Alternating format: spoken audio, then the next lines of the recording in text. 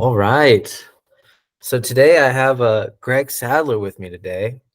I think it's awesome that he decided to join me in this kind of interview series where I ask why philosophy. And just to give a kind of brief introduction of Greg, I'm pretty sure some of you know him for, at least the way I encountered him with the big Hegel series that he did. I think that's a huge accomplishment. But some other stuff that we can say about Greg is that you really try to make philosophy accessible to people, and that seems to be a lot Yeah. of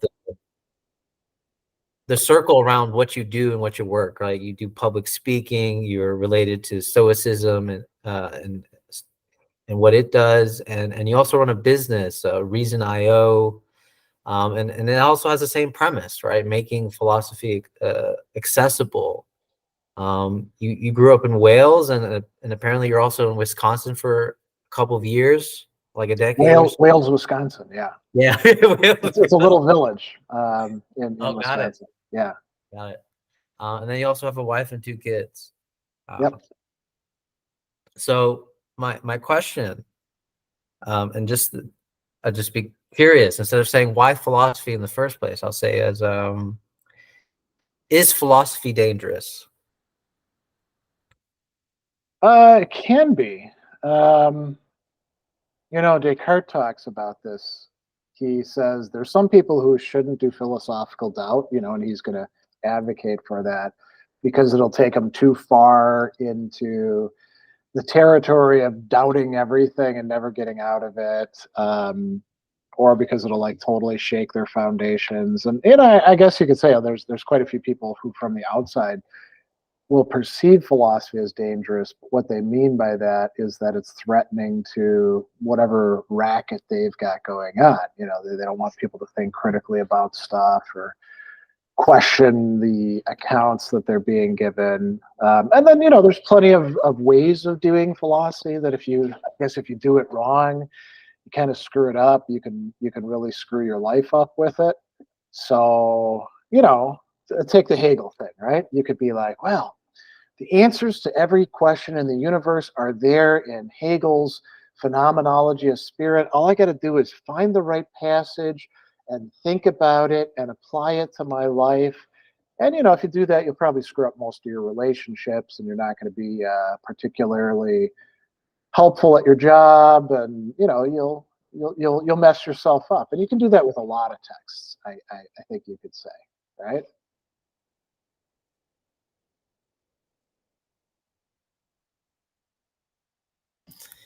Yeah, this is I think I like you pointing this out. This idea of like that this is philosophy dangerous. There's that philosophy is threatening kind of thread, Yeah. and then there is the real kind of like you could shatter people's worlds, right?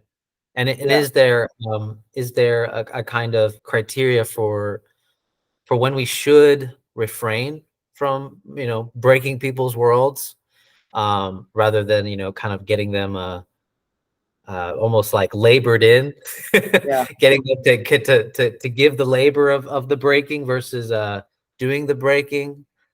um I encounter this skeptical question all the time because I think why philosophy is dangerous is deeply connected to why philosophy in the first place.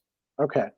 I usually encounter this question of just like, why philosophy? It seems so abstract. It seems so detached from the world. And yet we could say that's a philosophical question, right? Yeah. And then people don't like this. This is what I noticed. Like people don't like that jargon. So It's not just philosophy with that, though. The people who don't like things being complicated and asking questions about them, they won't like that if you're bringing it in from the social sciences or from history or from literature, or religious studies. And so philosophy is just one particular intense way of doing that. They don't want to be bothered by whatever is going to upset their proverbial apple cart.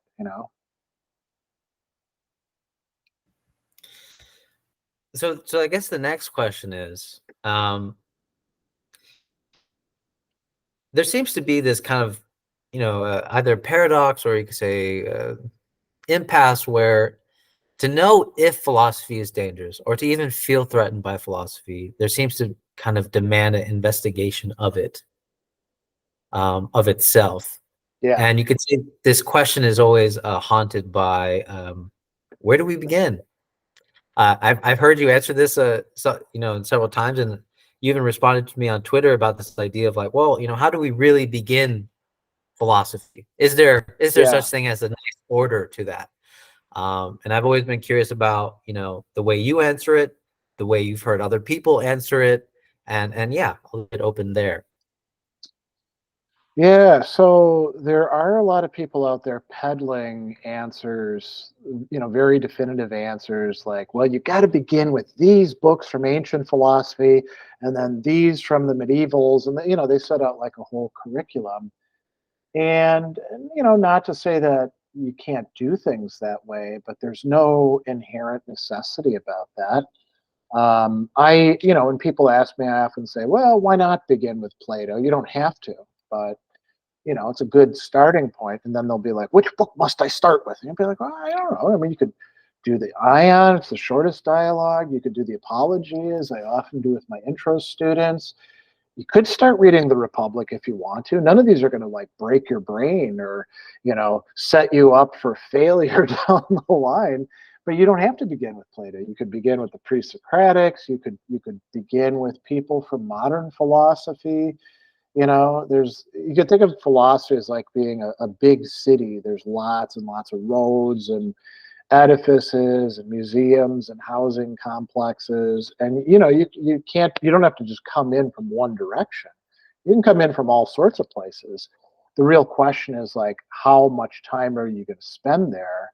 And are you just going to like only hang out in this little section of town, or are you going to like make excursions into different places? And so, the people that are like super confident, or the opposite would be like super scared about having the right curriculum, having a certain canon in a certain order, um, you can ask them, where did you get these ideas from? Who told you that this was the only way or the right way to go ahead and study philosophy? And usually it's like, well, I went to a school where this is what they did. And you're like, well, it's kind of arbitrary. I mean, what made you think that of the, you know, thousands of places people are studying philosophy, this one place got it right, and usually they don't have much of an answer for that doesn't turn out to be circular. So I'm not advocating like total anarchy and do whatever the hell you want to do or anything like that. I think there are some philosophers who are more worth reading than others, but I think it's really important to recognize that there isn't any one right curriculum or approach for studying philosophy. I mean, if there were, I would have been screwed because I didn't follow it. You know, and the other thing that's really important to remember is, so you read Plato's Republic, right? You're not going to get most of what's going on a first reading, and you should expect to return to it and reread it in light of reading some other stuff, and it'll be a deeper and better experience. And with some texts, you might be doing that the rest of your life, before you actually exhaust what's available in them. So I think people sometimes, here's the last thing I'll say about that. Sometimes people don't start because they're so worried about, I need to like do things the right way. And that's the sort of meta philosophical question that would get answered after you've been doing it for years. You could be like, did I do things the right way? Let me retrospect. But if you don't have any information at the start, except people, giving you dubious recommendations that you're not in a condition to actually assess the truth or adequacy of, you're better off just picking something and starting with it and realizing you're going to move on from that. And it might be because somebody hands you a book and they're like, you should check this out, man. Or you're reading, I don't know, some fiction and somebody references somebody who is philosophical, and you're like, I think I'll go check that out. Or you see a video and you're like, this Plato guy sounds kind of interesting. That's perfectly fine too. You know what I noticed is that, like, in our culture today, at least this is when I first started discovering philosophy, was that it kind of really threw me in like a really bad rabbit hole in terms of, like, Oh, for example, just very short summaries of philosophical ideas, for example, like Crash Course or something like that, where it's like yeah. they would present Plato and Aristotle's ideas, but the way they would present them would give you the impression that we're past those ideas. Oh, okay. That perhaps it's not really worth engaging with it because it has a kind of weakness to it, right? Yeah, Um, and at least I don't think that was their intention. I think obviously they're just trying to teach and get us interested in the material. But I think when I first engaged with it, it kind of put me in this hole of like, well, is there a point of reading Plato if Plato yeah, has the weakness that everybody says it is? Like, what's the point then? And is there a point of reading Descartes when people keep crapping on the whole mind and body problem? You yeah. know, there's all those kind of nuances that really prevent one from being like, yeah, Descartes worth reading. And I just been really curious about your take on that. Well, I'd say that there's two things to say about that. So one is that a lot of the easy criticisms that you see people making are actually off base.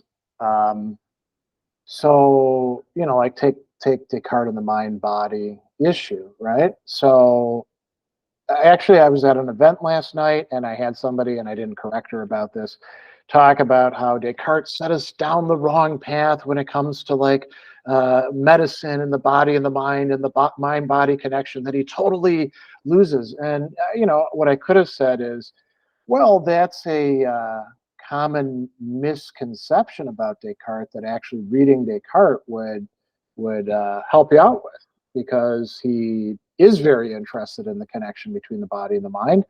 And there's a whole correspondence towards the end of his life with Princess Elizabeth about that, because she calls him on that. He writes a whole book dedicated to her called The Passions of the Soul, which is about the mind-body connection. So there's things along those sorts of lines. Or when somebody says, we shouldn't read Aristotle because he thought slavery was a good thing, and some people are naturally slaves, and they're like, well, have you actually read Politics Book One? Because he seems to think that almost every slave that you can come across is actually a slave by force, so therefore unjust. So, true, people used him later on.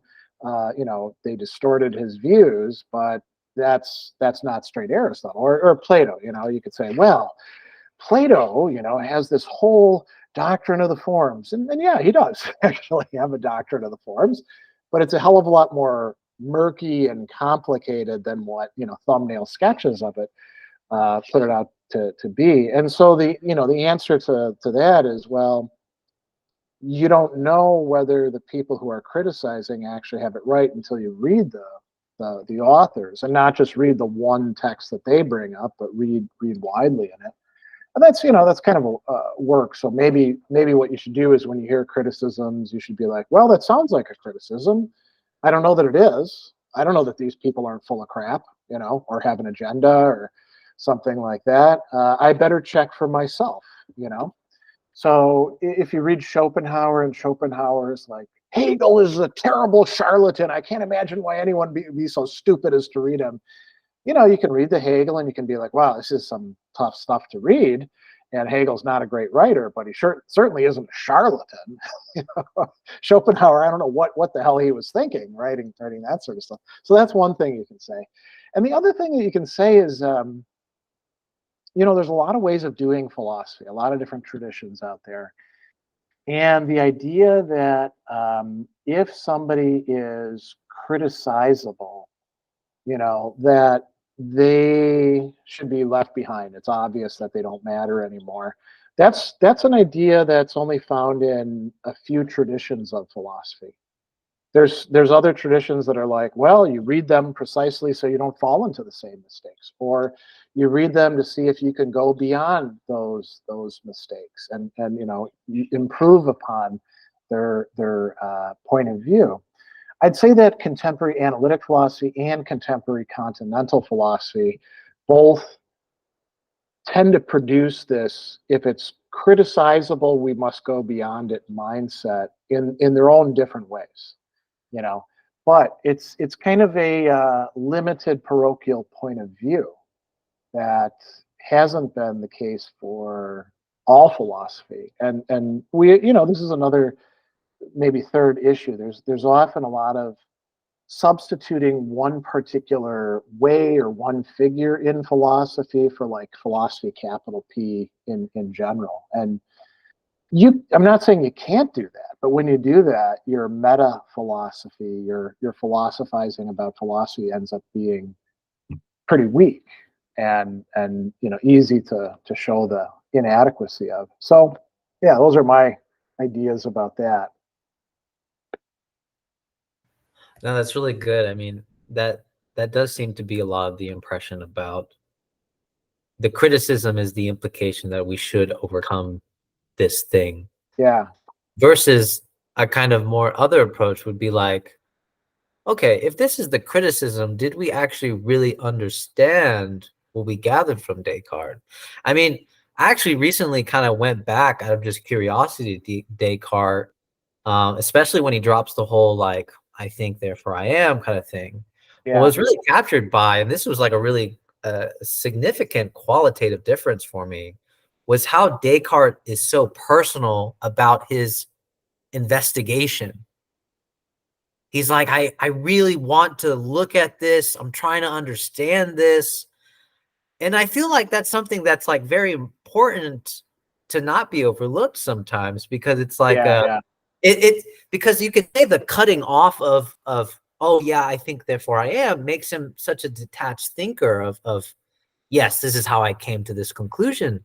But actually, it to me, it sounded like it had such a force of existential necessity for Descartes to give himself a reflection about what he thinks and the yeah. methodology that he came up with. And I just felt like that was such a personal note for me when I kind of actually went back, that I was like, I mean, it touched me in a different way rather than just repeating its formulation. Yeah, and that formulation, like so many other things, if you don't follow it out and see what, okay, so I think therefore I am, that's nice. And then he immediately says, what is it to think? So what is in that cogito? It means affirming and denying, understanding, you know, these sort of intellectual things, but it also means willing, willing against, feeling, having emotions, perceiving things. All of those are part of the I think. And, you know, that's right there, two paragraphs later after the cogito and the meditations. But I think a lot of people, again, they rely too much on secondary sources, or when they're reading, you know, it's kind of weird. I got into a conversation a couple years back and I was reminded of it because I posted on Facebook. So Facebook has these memories and it'll tell you what you're writing about, you know, 2-3 years ago. So there's a lot of philosophy professors that will have their students read Descartes and they'll have them read the meditations. And they, you know, there's 6 meditations and they only read meditation 1 and 2. And you're like, well, what the hell did you do that for? You know, I mean, that would be like starting, I don't know, you're going to start watching a movie and 30 minutes into it, you're like, oh, that's enough for me. You know, we're going to discuss this, but we only discuss the first third of the movie. Why would you do that? You know, and you know, the answer is, well, that's the part that they're really interested in. So, well, you don't find this other stuff interesting, like meditation 4, thinking about, you know, what are the sources of error and how can we avoid it? You know, if that's something you care about, maybe you should read the rest of the book. But I think there's a lot of people who were kind of trained that, you don't read whole books, you don't need to do that sort of thing.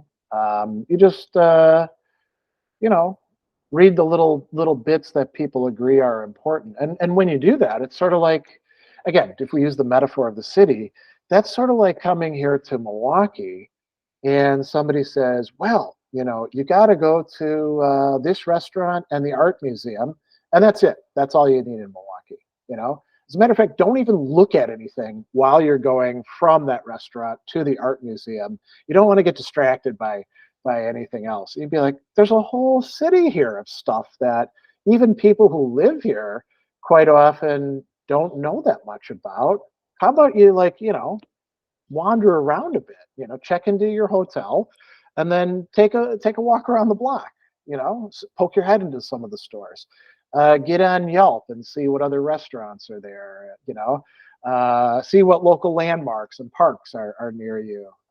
Check out the local paper to see if there's any cool stuff happening right down the block from you. Why wouldn't you do that, right? And with philosophy, why wouldn't people do that? Imagine if you were like a literature major and you were like, don't read whole books. Um, I just read like the Cliff Notes, or nowadays Spark Notes, and a couple chapters or so. That's good enough for me. You'd be like, what's wrong with you? Yeah, I mean, like, it's funny because there's even now we've gone to this mode of, book summaries. Now apps want to give the summaries to you, Yeah, right? And I'm just like, oh, I'm like, oh no. And then they sell it under this guise of actual like efficiency, productivity, like you are educating yourself by yeah. engaging with all these book summaries. And I'm just like, I'm sitting there like, how? I mean, I get it, but I think really what you're just becoming is a sort of like echoing machine. Okay, so you can tell me the summary of the book, but you can't tell me anything substantial about it other than the summary. Like Yeah, what yeah, what about the elements in the book that would connect any real thought in this? And then I think what you're pointing out is like the cost of. It seems like there's a cost of teaching in the university, you could say, or in the okay, academic sense, right? This idea of that I can't teach all of Descartes as much as I would want to, so I have to pin down the points that the students would at least get acquainted with it. But then, unfortunately, we lose the essence of the qualification, meaning this was just supposed to be an entry point for thinking, not a satisfaction of the material, like it, not an exhaustion of the material, right? And I encounter this more frequently actually because I'm a religious studies major, and yeah, we had to learn about Freud, and my teacher hates teaching Freud, okay, and we only had to read like some sections. But it's funny because everybody already came in with the hunch of critiquing Freud, and so on. But I guess my challenge in the class was I was like, yeah, I mean, I feel like you guys are all making the same critiques that everybody echoes about Freud. The problem that I have is that I feel like there's a more substantial critique of Freud, but that requires more engagement with him than right, you guys are right, willing to offer yeah. in this course. Yeah, and you can't expect too much out of a course, in part because unfortunately, instructors, they got to shoehorn all this stuff into a 15-week semester, and it's never long enough to go into everything that you'd like to do. I mean, it's interesting because I'm teaching once again world religions this semester, and I mean, you just barely scratch the surface of the religious traditions that you look at, because you're talking about complex, across the world, for sometimes just centuries, most of the time for millennia, phenomena, right? And so you just can't do that much. Even teaching an existentialism class like I'm doing this semester, you get like a week of Kierkegaard, a week of Nietzsche, a week of Dostoevsky. Not enough time to really go into great depth. Even if you're just teaching philosophy majors, it's still tough to pack enough in. And so you're really relying on the students having to do their own work on the side. Like when I was in grad school, we had a semester long course on Hegel's Phenomenology of Spirit, and then we students actually put together two reading groups, one of which went on for an entire year, meeting weekly, going back over the phenomenology, bit by bit, not skipping over stuff, and doing our own work together on it. And that's sometimes what it takes.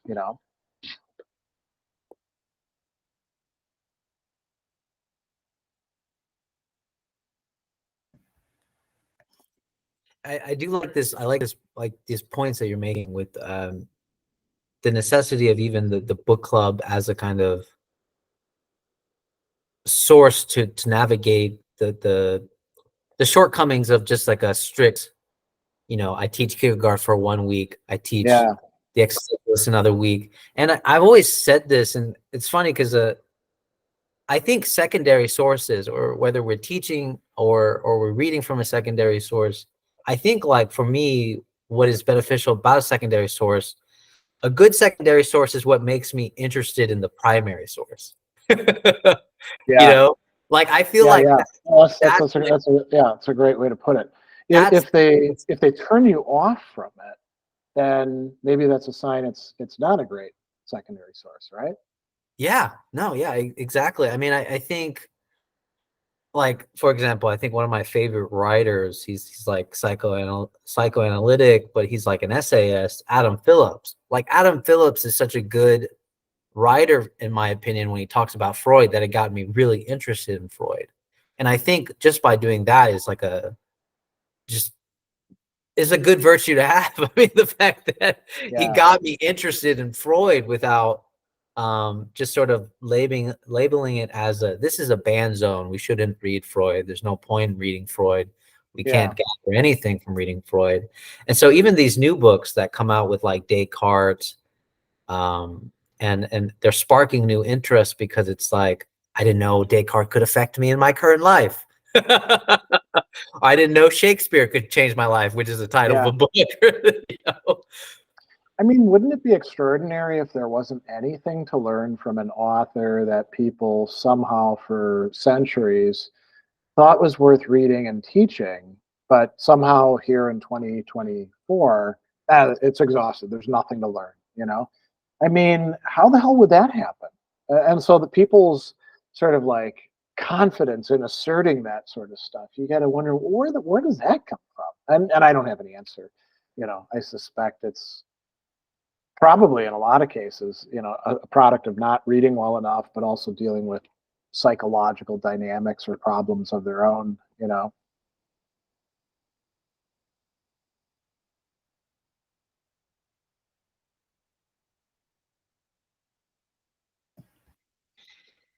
Yeah, and then I think that this problem of old thinkers, and then the rise of like science, you could say, and then people questioning why philosophy when we have these sort of very objective facts, and philosophy seems to either be put in a couple of realms. Either it's this very elitist, abstract circle, or it's kind Mm, of been done with, meaning philosophy helped develop science, but now science can take care of itself. yeah. Again, this is one of those things. This is kind of a broader topic. When people Mhm. make really, really big picture claims like that, we should be epistemologically skeptical about them. We should say, well, first of all, is there such a thing as capital P philosophy, capital S science that you can actually generalize about? Are the things that we lump under science actually similar enough to each other so that, physics is like sociology, which, seems pretty dubious to me? Um, and you can, when you ask these people, where did you get these ideas from? It's usually they read somebody else who said that sort of stuff, or they were doing some armchair generalizing of their own. And so you can say, well, all right, so we got this specification problem. What do you actually have in mind when you're saying science or philosophy, or we'd take other claims like that. Mathematics is the basis of the universe. Great. What math? What do you have in mind? Linear algebra, prob and stats, basic arithmetic. I don't know what you mean by when you use big picture things like that. Um, but you can also say, okay, so let's assume that there actually was such a thing as like capital P philosophy that had some sort of essence. And you actually did have something that was like called science and it encompassed everything that we think about this. How the hell would you ever know anything about that? I mean, you don't have infinite years to study all these things.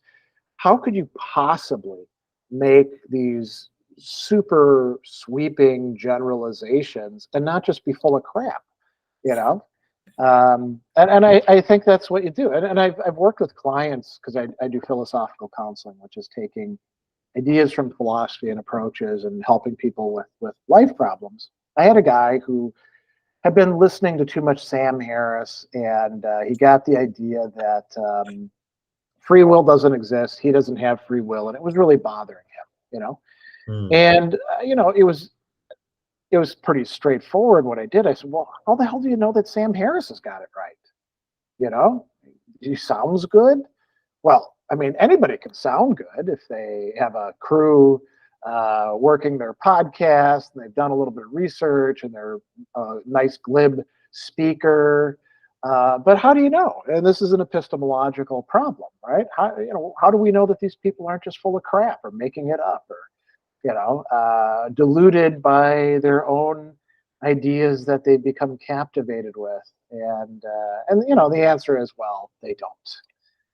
The people who assert these things so confidently, they don't know.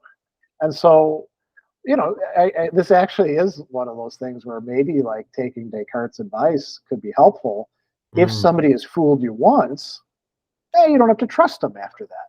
So if somebody's asserted some wide sweeping claim about the nature of humanity that all the other philosophers got wrong before them, and you're like, well, that turned out to be wrong.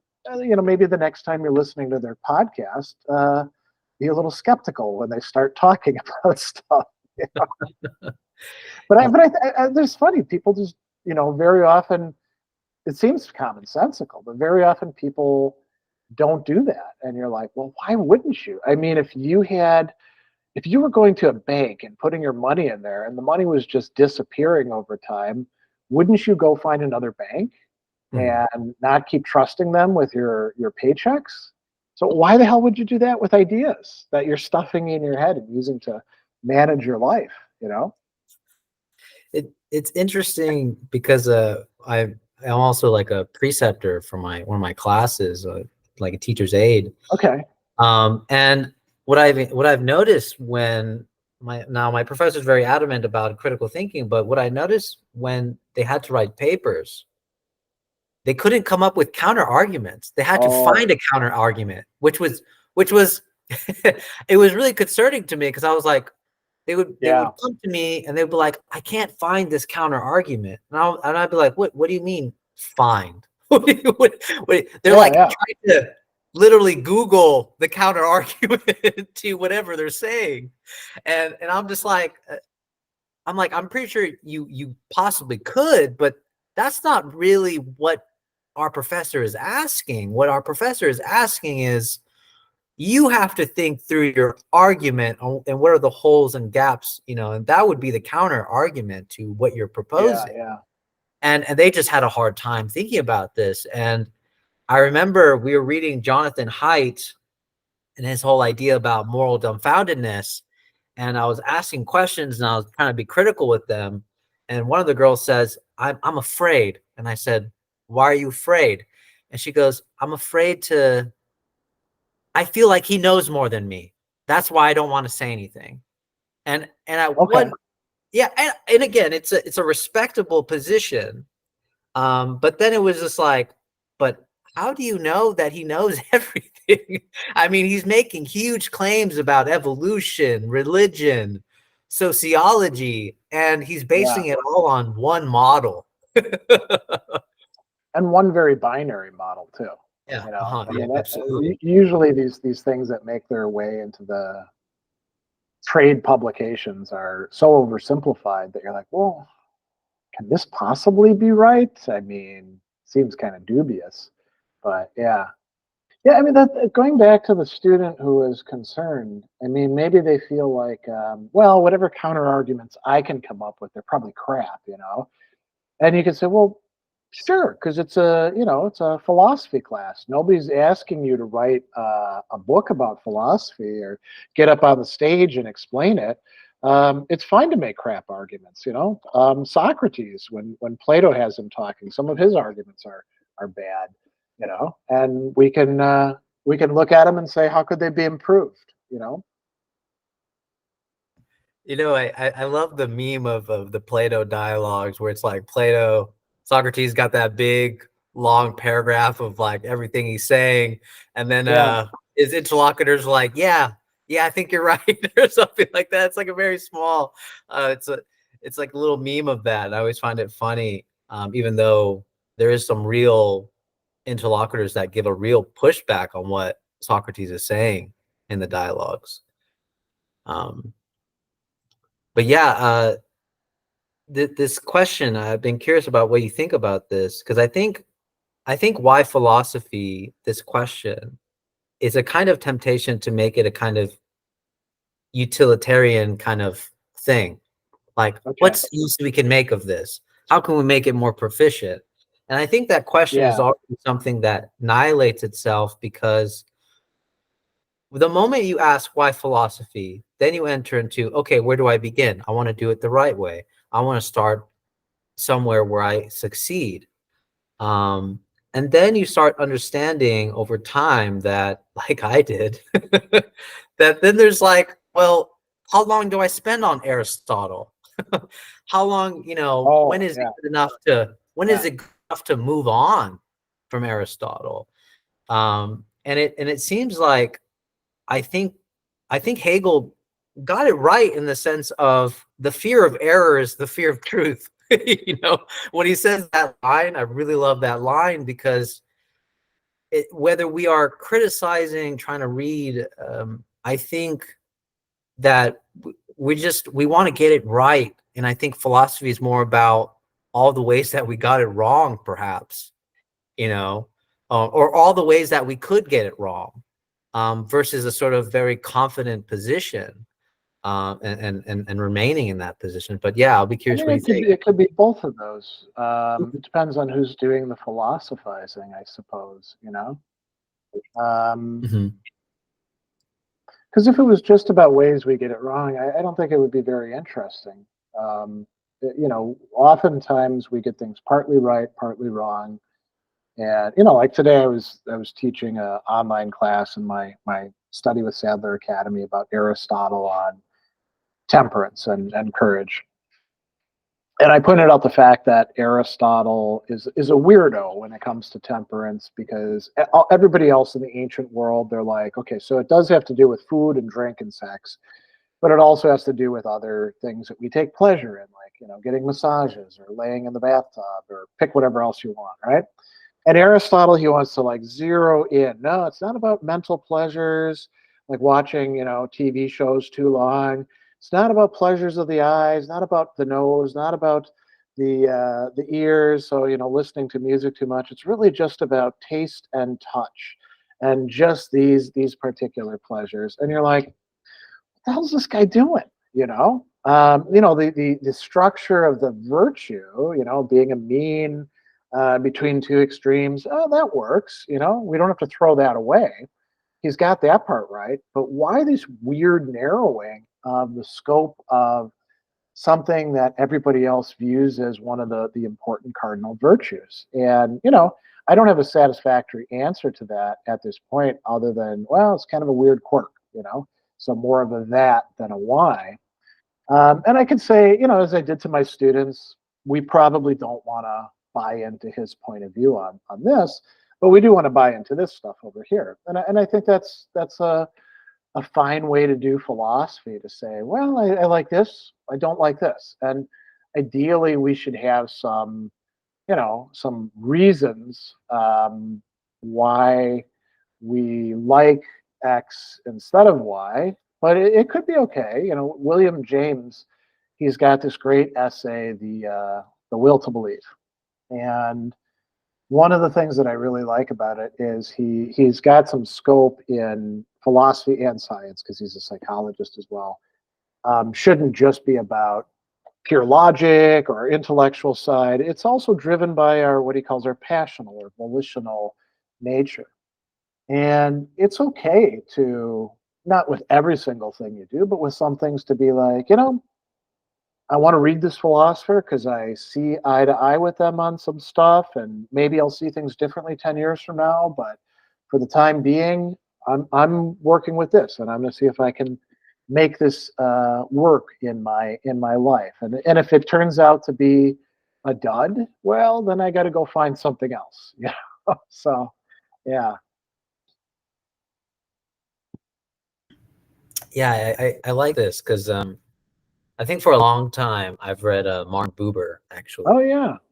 Uh, yeah, he's like one of my favorites, and I actually couldn't understand why I liked him so much because he's I mean the label might be existentialist, everything Hmm. for Buber, but every time I read him, I'm just like, oh, I just feel like there's something more than whatever this label is giving. Okay. And then he would critique Hegel, and I'd be like, okay, there seems to be something there, but haven't really read Hegel. And then when I started reading Hegel or secondary sources that talked about Hegel, it started elucidating more that, well, Buber had one interpretation of Hegel. And then there's the whole historical take on left Hegelianism, right Hegelianism. What did Hegel really mean when he said these things? So much predication on how people read Hegel that really contextualized Buber for me. But I guess you could say that the main point that I kind of gathered was just like, I was trying to reconcile, well, how do I continue to like Buber Yeah. and like Hegel, right? Because there's Oh, that temptation, yeah, right? yeah. And I'm just curious, like, have you ever, I'm pretty sure you found a way out of this now, or a semi reconciliation of just like when you adore two types of thinkers and they just completely conflict with each other. I'm Well, they sure. don't completely conflict with each other as part of the solution, you know. Mhm. I mean, you can have some pretty big conflicts over really important topics, but there are commitments that they share in common, including, it being worthwhile to study philosophy in the first place. So, how do you make space in your mind or your heart for multiple people that you think have got stuff right? So, if you think that they both got things completely right, well, you're screwed because they're now you're going to have conflicts, right?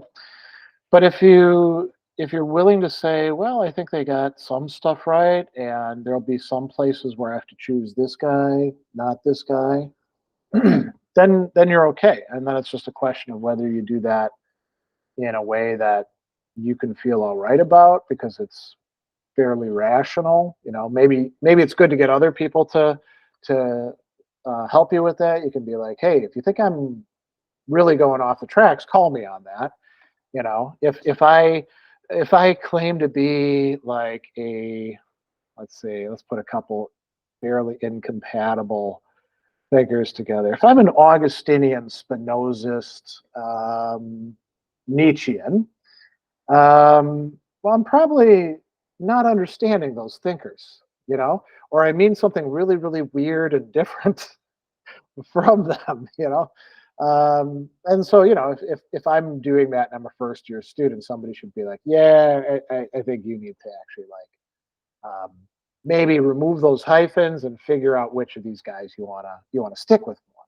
But if I claim to be a Ciceronian eclectic, which is what I do, and say, I find stuff valuable in the Platonist tradition, the Aristotelian tradition, the Stoic tradition, Christian authors, existentialists, some dialectical thinkers. I can find a way to bring these together. Um, that's plausible. Cicero did it himself in his own time with the Platonist, Aristotelian, and Stoic traditions. Um, I'm just adding in a couple more. That's doable. But if I was going to bring it, well, if I was going to bring in like Ayn Rand and be like, yeah, I'm going to do all this, and then I'm going to bring in Ayn Rand, and I'll buy into everything that she says. So obviously, Aristotle's the best guy in the world, and Plato is just terrible because that is what she says. Well, then I'm going to have problems. So yeah, there's different ways of being eclectic, you could say. Yeah, I mean, yeah, I mean, this is what's funny about my journey in philosophy is that you could say phenomenologically, I experienced this contradiction, or at least appeared contradiction in terms of like, oh, but I really love this thinker, but now I'm Hmm. loving this thinker, and I don't even know how to reconcile the two. And then the more that you start reading along, you start realizing that it's not really a competition between two loves. It starts focusing on very particular arguments of Yeah. of distinction. And then when you start even thinking about it more, you might even say, well, actually that might not even be the entire problem. There might be something else entirely in what they're both missing. And then so Yeah. that leaves room Yeah. for another thinker, right, to enter into the picture where it apparently was two thinkers. And then you start realizing, like, well, actually this other thinker exposes something that they both weren't getting at, possibly. Yeah. um I mean, that and happens a lot through the history of philosophy, right? We often have people who are like, this past stuff is great for this, and this, but here's a new challenge or new issue that they didn't get to. And I mean, think about, for example, our use of mobile technology. I mean, obviously, Aristotle and Descartes and Hegel had no conception of that, although they could have, possibly imagined it if there was a sci-fi author at hand to make this stuff up. So they're not going to have an awful lot, that's immediately relevant to how we should manage mobile technology or what mobile technology is. Not to say that none of their ideas are relevant whatsoever, um, but we do have to, um, you know, we have to do some imaginative work, and people do this, and then they write a book or an article, and we're like, oh, holy crap, look, a new idea, and that's great when it happens.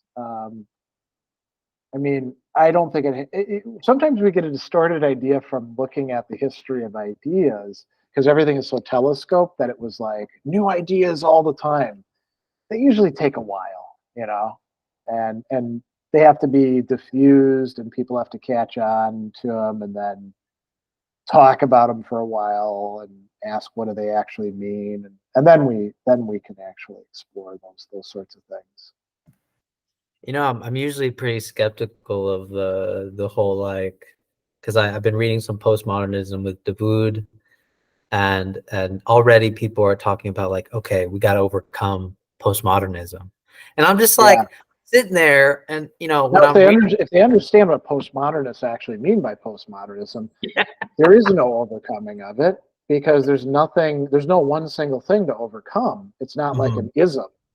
mhm. And the postmodern exists as an extension of the modern. I mean, Lyotard, who wrote the first main book that talks about postmodernism, was pretty clear about that. You don't. It's not like something you could shave off from the modern, or have an essence that you would somehow overcome. Yeah, and what I find fascinating is, like, I'm reading these with Davoud, and they all have, like, their, what we would call postmodernism.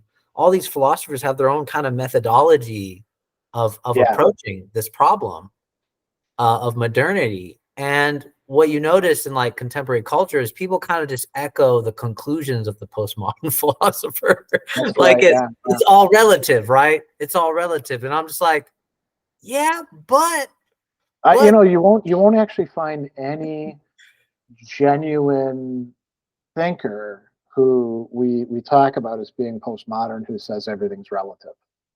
yeah, I mean, they would see that as just sort of that's a surface level, like giving in to nihilism or consumer capitalism or something like that. That's for like first year philosophy students. That's not real philosophy. And yet, a lot of these, dime store, we're gonna go against postmodernism blogs and books and TV, or not TV shows, but video shows. They equate postmodernism with relativism or nihilism or things like that. Um, yeah, I mean, it also became a flavor of the month for conservative critique because they keep on changing what it is that they are deathly afraid of from year to year to year. So, I think it was pre-COVID. It was postmodern Marxism, that we were supposed to be afraid of. And then, you know, they moved on to other things, the transgender agenda or wokeism or stuff like that. But it's always bullshit because it never has any, you know, real like fixed meaning. And it's just like, oh, we don't like this kind of stuff, you know, and then they label things like that. Not to say that hasn't been done for, you know, by previous generations with other kinds of philosophy. Like for a while, it was very fashionable in analytic philosophy to dismiss things as being metaphysical or mystical. And those words were enough to be like, yep, we don't do this crap anymore. And then, you know, the irony is that nobody gets to impose these sorts of things for very long. So pretty soon people are like, you know, maybe we want to do analytic metaphysics. And then people, oh, you can't do that anymore. And be like, well, watch me, you know? It's like that meme of, you know, it culminates in you are like a little child, you know, people are like, you can't do this. And then, you know, the guy with the laser eyes comes out and he's like, I am doing it. Try to stop me, you know? Yeah, I mean, it's so interesting, just like looking at popular culture and their responses, because it seems to be like I actually recently have been going back to Aristotle, mainly Okay. because I'm actually fixating on his understanding of privation, which I find very interesting. Um, Yeah, man, that is very interesting. Yeah. Um, and because I've been playing with this concept called negative pragmatism, and my buddy that's been very into Aristotle for a long time is like, you got to read Aristotle. He talks about privation, which you can say is kind of another way of talking about lack. Yeah. Um, so it's so illuminating the way Aristotle talks about privation, because I was so bewildered by he was talking about like there's these two extremes, right? He actually gives an example. You actually dropped it earlier, where it was like on vice and virtue. Vice and virtues are not just contraries. There's like a mean to them, right? They could neither be good or bad. Which he pointed out that privation could be a contrary, but also not. Like Yeah. it could be Well, intermediate. there's multiple modes of opposition for Aristotle. Yeah. Yeah, it is one of the interesting things in his metaphysics. Um, he doesn't make much use of it in ethics. Later Christian thinkers will, looking at evil as a privation. You know. Yeah. Mhm. So this one question that I have is a personal one, but I've seen you answer before. I think it was actually one of the first time I saw your video. Okay. It was a good question, and I actually wonder if you would change it now after it's been a Oh. while. Okay. Um, so if you were on an island, what are the philosophy books that you would have with you? Oh yeah, yeah. I have thought about that. I mean, one of the criteria. So I'm going to be there for a long time, right? So Yeah. that's part of the assumption.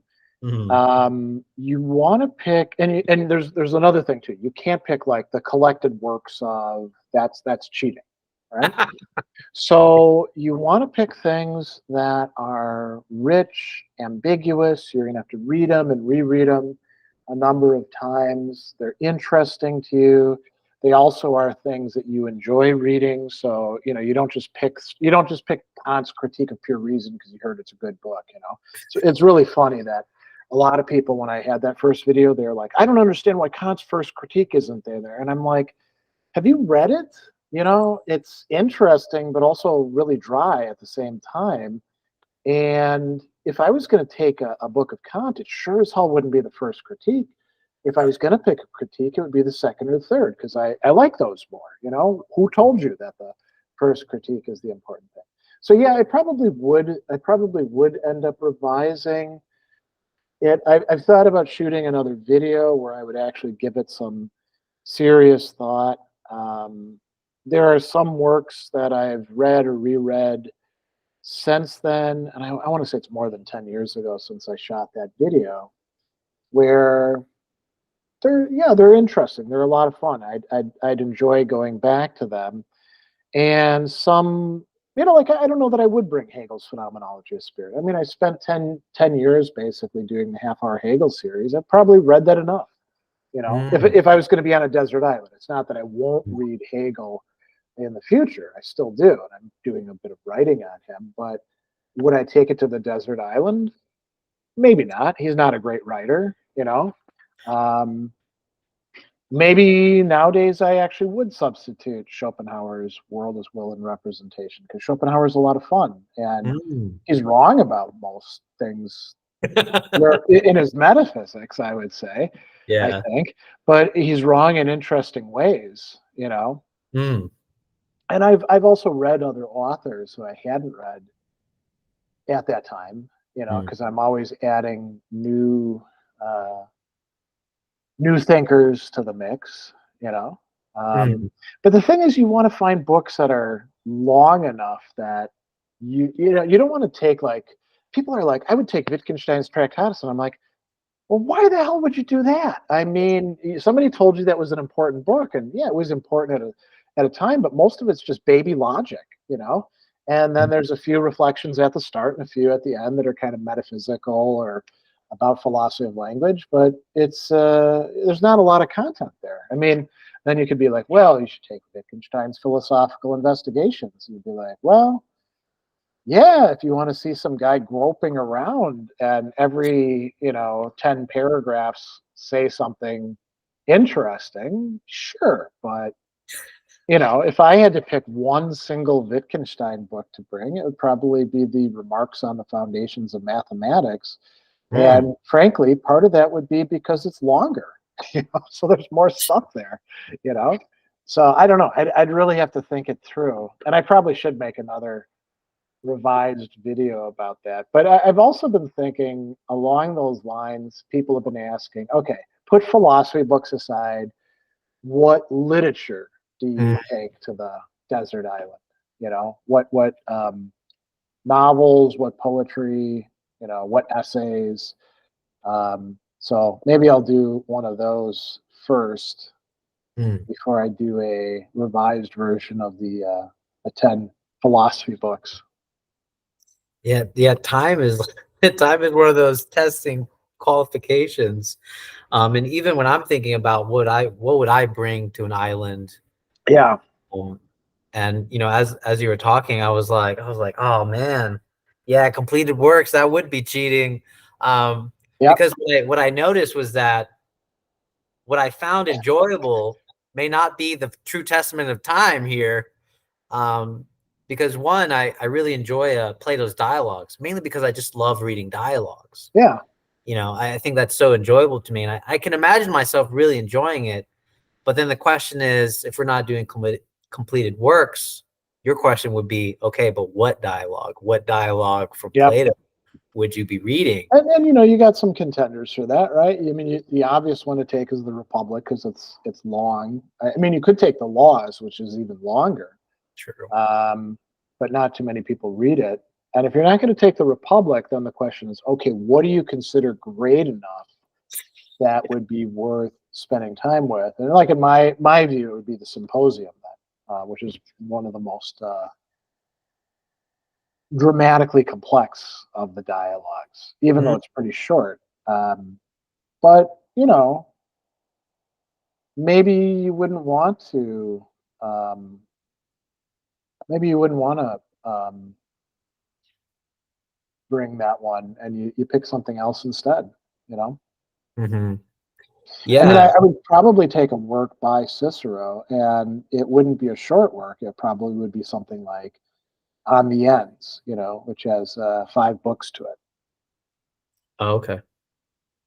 Yeah. I mean, actually, we had to read Cicero for my Greek and Roman class. Of course, it wasn't for philosophy's sake. It was more Okay. like a cultural understanding of Greeks and Romans. Um, but yeah, I mean, I actually didn't know that was like actually my first time reading Cicero. And even though I had to just read him and pair cultural context when reading him as a kind of literature critique, Yeah. uh, I really enjoyed him because he kind of starts off, I think it was On Nature or something like that. I think that was what the book was called. Where Cicero's like, okay, you know, we really gotta talk about these conversations because a lot of philosophers disagree with each other.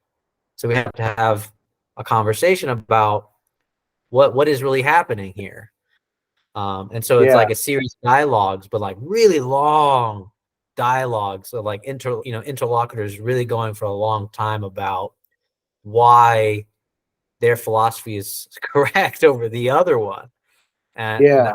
I mean, I don't know of a work called On Nature that he has, but that could have been On the Ends or maybe the Academia or something like that. Because Cicero will often have like a Stoic, an Epicurean, and a skeptic walk into a bar, and then they have a conversation about things. yeah, You know. yeah. So, but yeah, I mean, I think the closest my answer would be to, even if I were to give one for, and I'm actually surprised by this myself, is I probably would bring Nietzsche. His what's that one? Zarathustra. Okay.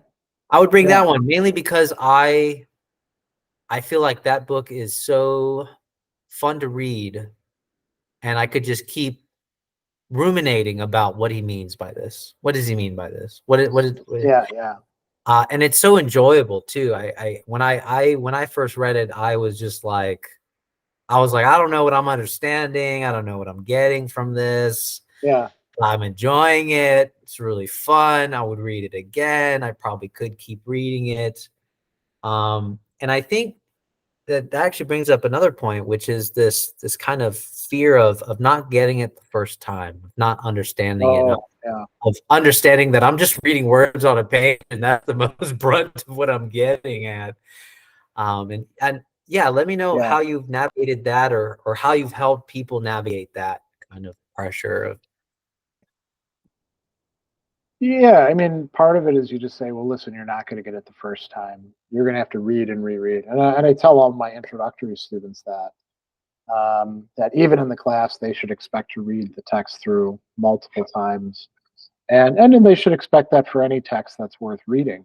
Um, I suppose there probably is like a whole culture out there, and it's fostered by the people who are like, yeah, we got to speed read, or here's the curriculum, and how many books did you read this month? Fostering that kind of superficial reading as accomplishment idea rather than reading as what it is, reading and being in conversation with thought that challenges you. So weaning people away from that, I suppose, is probably pretty important, you know. And there's probably more of that for younger people because we have the internet, so it's easy to get access to people who are hustling and trying to tell you that this is the way to go.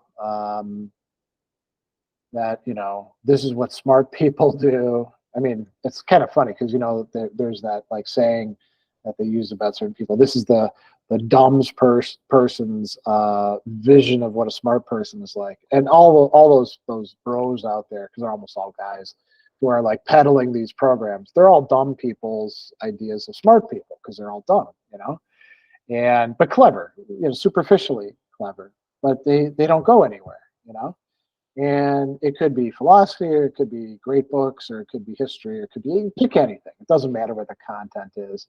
They're really interested in racking up numbers. I mean, it's kind of funny because if you transpose this into other areas, if you were like, think about, major sports stuff like hockey or basketball or football, and you were like, um, well, this guy has managed to skate around the rink 50 times. Never did have a shot on goal. As a matter of fact, he never actually encountered anybody, but he's really a good skater. I mean, you'd be like, what the hell's the point of that? But when it's like achieving something through, I don't know, improving your mind by reading 100 philosophy books in a year, people somehow get suckered into that.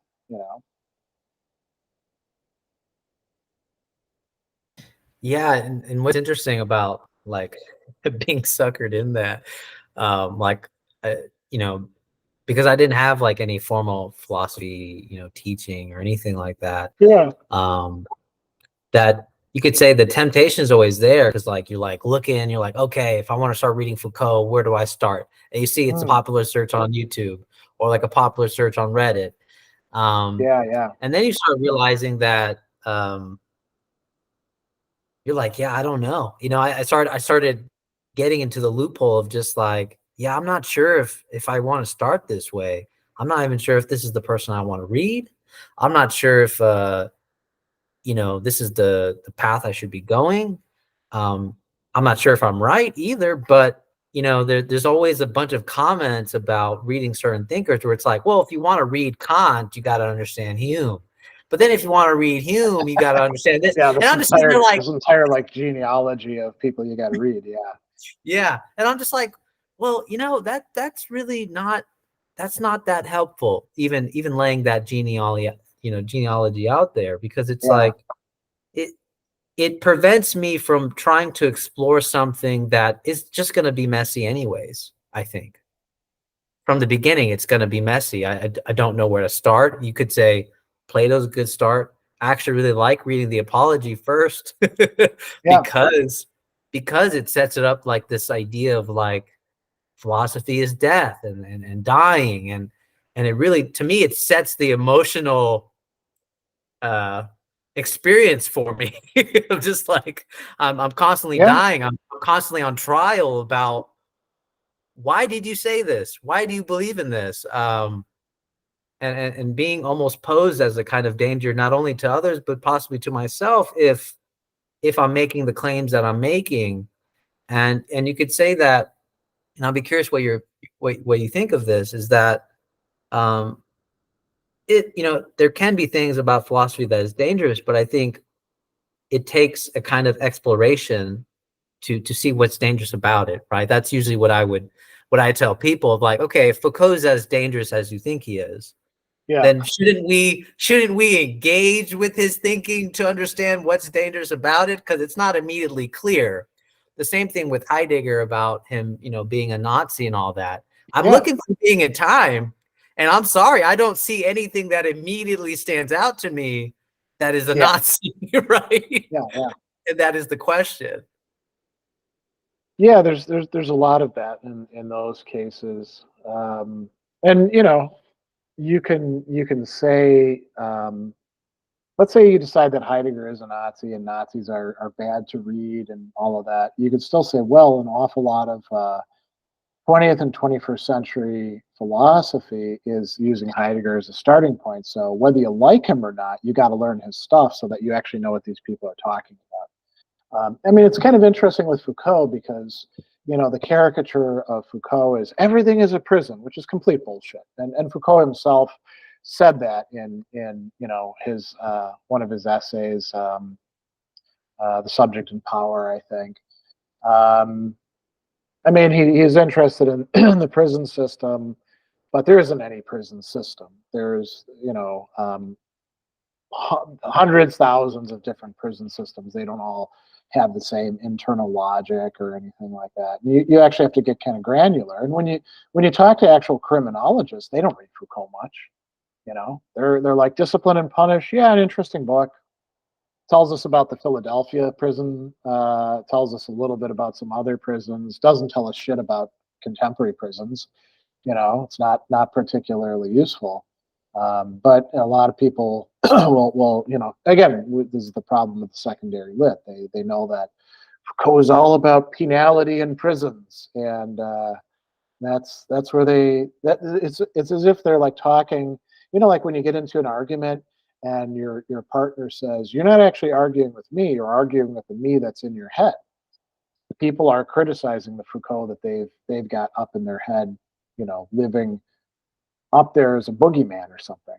Same thing with Derrida. I mean, if you're actually concerned that Derrida is undermining Western rationality, you're living in some weird fantasy world that has like almost nothing in common with the actual world that we live in. Because even in his heyday, hardly anybody reads Derrida these days. But even in the, you know, 80s, 90s, early 2000s, when people were big on him, He wasn't having a massive influence on, Western culture or something like that. But people, yeah, people have their heads sort of, populated by these figures for good or for bad. Some people like turn Aristotle into some sort of saint. Ooh, he is the voice of Western rationality. If we just applied Aristotle's stuff in K through 12, all of our cultural woes would go away. And you're like, come on, his stuff. It's good, but there's commentators who do way better with Aristotle than Aristotle himself did. And you're not reading them, so clearly you're not that committed to the the Aristotelian tradition or something like that. So I think there's a lot of people who are using these figures and theories and approaches as if they're almost like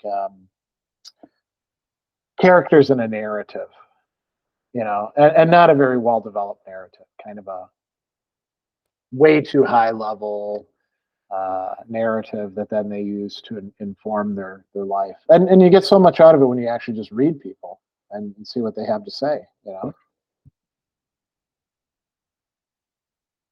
Yeah, I mean, I think a lot of I think that's what I've been learning after so many years of just kind of just like I feel like I've just been like mindlessly walking around, you could say exploring the city. Um, and I Yeah, discovered that what's really beautiful about a lot of these thinkers is just what they have to say, figuring out what they had to say. Did yeah, they express what they want to say? Like that's the other problem, right? Like they're saying things, but did they articulate what they want to articulate? Like there's so many you could say nuances that you could add to any of this. Um that it's just interesting to explore in terms of what's going on. yeah, Uh, but I guess lastly, just to kind of wrap it up, um, I guess the other personal question will be, so if you could tell us a little bit, I'm pretty sure you have, but maybe to add a little bit of a difference is when you started with philosophy, when you got introduced to yeah. it, how did it get introduced? Did you stumble upon it? Did you have a teacher? Hmm. Was there certain teachers that you looked up to, or did these thinkers become your teachers instead? I had two philosophy classes in high school, and one of them was officially called Intro to Philosophy, and it was terrible. And the teacher was very uncongenial. Might have been competent, but he just wasn't a good teacher. And we used this not even secondary textbook. It was called The Whys of a Philosophical Scrivener by Martin Gardner. And it's not terrible, but it's not great. And the way in which the guy ran the class was kind of anti-philosophical. He didn't want you to think too much or anything like that. He wanted you to learn the answers that he wanted to put on the board. And then I had another, and that was a religion elective because I went to a Catholic school. And then I had another religion class that wasn't supposed to be a philosophy class, but the nun who was supposed to teach it got sick and then eventually died. So they had this substitute teacher for one semester come in, Mr. Lorenzo, and he was really into Augustine. He'd been a convert. He was from Seattle. He saw a lot of parallels between his life and Augustine's life, and he wanted to tell us all about Augustine. It was a sacraments class, so it kind of fit. And he was like, well, Augustine was a philosopher, so if I'm going to teach you Augustine, I'm going to have to teach you some Plato and some Aristotle and some other stuff along the way as well. And he said, we're not going to use your textbook. I'll just put notes on the board and we'll discuss things and talk about ideas and all that. So most of the students pretty much hated it and complained. And that's probably why he wasn't there the next semester, because they just wanted to know what they need to study for the test and what the right answers are. It was a college prep school. So a lot of these kids were just kind of like, doing what they needed to do to get into college. But I really responded well to it. It was one of my favorite classes. And, he encouraged thinking about stuff, challenging the positions that were put forward. So he taught it in a philosophical way. And then I didn't intend to go to college. I went in the Army instead. And then I got out in the budget cuts of 1990. And then I decided to go to college. And when I got to college, I declared a philosophy major right away. And the only reason I did that is my mom's ex-boyfriend had said, when you go to college, here's a bit of advice: declare a major, because then you're no longer just a freshman lost in the crowd. Your professors will know who you are. You have like a track. And I looked down the list and I was like, well, philosophy sounds cool. I'll do that. And that was as there wasn't any great plan or anything like that.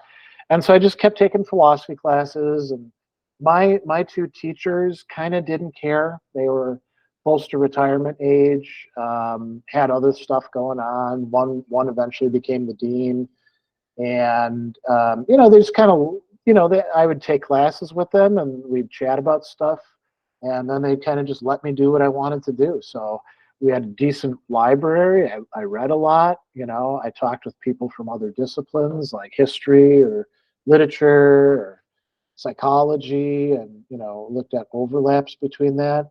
And then graduated. I picked up a math major along the way as well, and I had zero like guidance about what to do.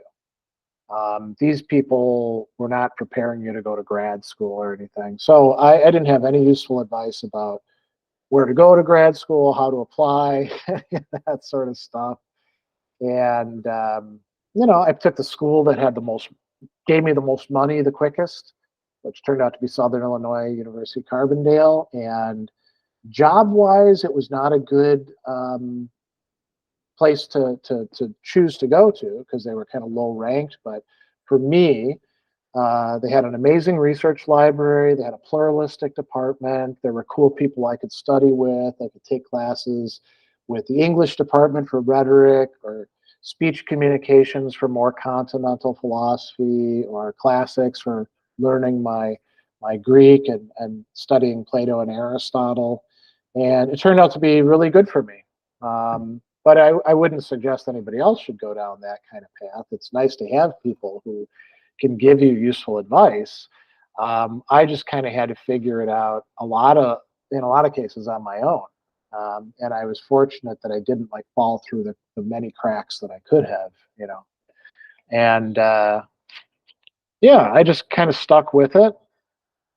There isn't any grand narrative where like everything made sense or there was a plan. I just, I I thought I'd like to teach. I also am interested in practical matters, so it was kind of a no-brainer to apply philosophy and to be attracted to stuff that was, more or less applicable.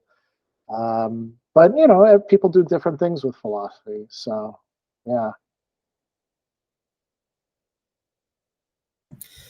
Yeah, I think that's a it's a pretty good. I like this journey in terms of that we can get lost, and then yet there is still this possibility of you could say finding, um, but it's more like discovering that this being lost is not completely useless or a waste of time or something that we should be all Yeah. afraid of. But yeah, I mean, I agree that it is always helpful to have someone to guide you in this process. But like you, I also joined the army. I discovered philosophy in the army because I was deployed. I just had so much Okay. time, Yeah. and I Yeah. didn't know what to do with my time. I fell in love with books. I stumbled upon the philosophy the most strange way because actually um, I read a book by Muhammad Iqbal called The Reformation of Islam, and it's super philosophical because he's trying to argue for religious experience, and he's got to drop all these big name thinkers, Nietzsche, all these people, and I was like, Yeah. who's Yeah. this guy? Who's this guy? And who's this guy? And who's Whitehead? And who's this other guy he's talking about? And it just Yeah. stirred a lot for me about like, okay, I want to read what he's talking about. This guy sounds interesting from the way he's talking about him. And it just opened the whole thing for me. And I guess you could say the risk is sometimes school, just because of certain constraints, just might not be able to really give you that exploration that you want sometimes, you know? Like, it can happen in Yeah, class, I wouldn't deny that. You yeah. know? Yeah, and that's why like students will organize reading groups to do things that they're not getting in the curriculum on their own, or they'll go study with other people or chat with people at the coffee shop or the bar. So yeah, All right, so I think this is a good stopping point. Um, I guess you could say if someone were to ask you why philosophy, right? Instead of me, I have no background. Um, how would you go about this? Would you argue from a kind of utilitarian standpoint, like, oh well, it gives you this kind of functionality, but then we don't know. Um, should we even argue a certain functionality? Um, yeah. I wouldn't argue it. If somebody were to say why philosophy, I would say, why wouldn't you want to check something out? I mm, mean, read some books, see what happens, and make it an experiment for yourself. It's kind of cart before the horse to like need some sort of argument that would be philosophical for why to study philosophy in the first place. Like with a lot of things. Why should I learn to swim? Well, so you can swim around things. Jump in the water, see if you like it. I like the reversal too. Instead of why not? Which Yeah, seems to sure. also which seems to also pressure in the same direction, Yeah, right? I mean, the opposite direction. Like, if you're saying why, then why not? And it seems like that also kind of makes us consider in many ways the things, the images that we're encountering in our head. Because I think when people say why philosophy, they already have that image in their head about they're talking to an image of philosophy in their mind. Typically when they ask this question, why philosophy? At least yeah, that's quite that's sure. how I get approached. Yeah, yeah. But all right, I think this is a good stopping point. All right, thank you guys for watching. I'm really happy that Greg was with us today. I've always been, watching him kind of just from the background. And Greg, you do a lot of good work. I Well, like thanks. to me, I feel like, making philosophy accessible, that's no accomplishment that should be diminished. I mean, that really is like a hard feat to make. And even when I try to talk to my own partner about philosophy and stuff, I realize that not even I can articulate what needs to be articulated. And then you realize that, well, maybe I either don't understand or we're really fighting the violence of language here, um, of just inevitable misunderstanding. But then there's always this idea of we should keep trying to articulate um, Yeah, what is being said. and it gets better the more that you do it. It's like a muscle that has to be built, you could say. Mhm. Yeah. All right. That's a good point. All right. So thank you guys for watching. Again, super happy that Greg was able to join me and talk about why philosophy. And hopefully, this talk kind of gives some people to think about, and if not, that's that's okay too. But maybe we could reverse it. Why not? Why doesn't it give you something to think about? Exactly. Yeah.